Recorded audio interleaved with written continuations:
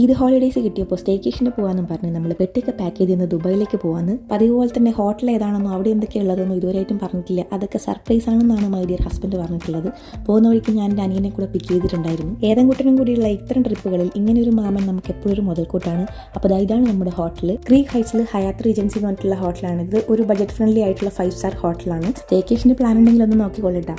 അപ്പോൾ അത്യാവശ്യം നല്ല കാമായിട്ടുള്ള സ്ഥലത്ത് മതി എന്ന് പറഞ്ഞതുകൊണ്ട് തന്നെ പുറത്ത് നല്ല ശാന്തതയും അകത്ത് അത്യാവശ്യം തിരക്കുള്ളൊരു സ്ഥലത്തേക്കാണ് നമ്മൾ കൊണ്ടുപോയത്. കാരണം കീ കിട്ടാൻ കുറച്ച് ഡിലേ ആയി. അങ്ങനെ 12ാമത്തെ നിലയിലായിരുന്നു നമ്മുടെ റൂം. 2 അടുത്തടുത്ത റൂം ബുക്ക് ചെയ്തിട്ടുണ്ടായിരുന്നു. റൂം തുറന്ന ഉടനെ എന്താണ് വ്യൂ നോക്കാൻ വേണ്ടി ആക്രാന്തത്തിൽ ഓടുന്ന ഞാൻ. ബട്ട് കണ്ടത് 1-2 റോഡും കുറച്ച് മരവും ഒരു സ്വിമ്മിംഗ് പൂളും മാത്രമായിരുന്നു. നല്ലോണം സൂം ചെയ്ത് നോക്കിയാൽ ദൂരെ ദുബായ് ഫ്രെയിം കാണാമായിരുന്നു. എന്നാൽ പിന്നെ അവൻ്റെ റൂമിൽ എന്തൊക്കെയുള്ളത് നോക്കാമെന്നും പറഞ്ഞ് അവൻ്റെ റൂമിലേക്ക് തള്ളി കയറി. അപ്പോഴത്തേക്കും അവിടെ അവന് 2 ബെഡ് ഉണ്ടെന്നും പറഞ്ഞ് അവൻ കുറച്ച് ഷോ ഒക്കെ കാണിക്കുന്നുണ്ടായിരുന്നു. അതിനുശേഷം മാടമ്പള്ളിയിലെ മനോരോഗിനെ പോലെ അവിടെ ഇൻസ്പെക്ഷൻ നടത്തിക്കൊണ്ടിരുന്നു. അതിനിടയിലാണ് അവിടെ മിനി ബാർ ശ്രദ്ധയിൽപ്പെട്ടത്. അതിന് എക്സ്ട്രാ പൈസ കൊടുക്കണം എന്ന് പറഞ്ഞപ്പോൾ തിരിച്ചു വെച്ചു. ബൈ.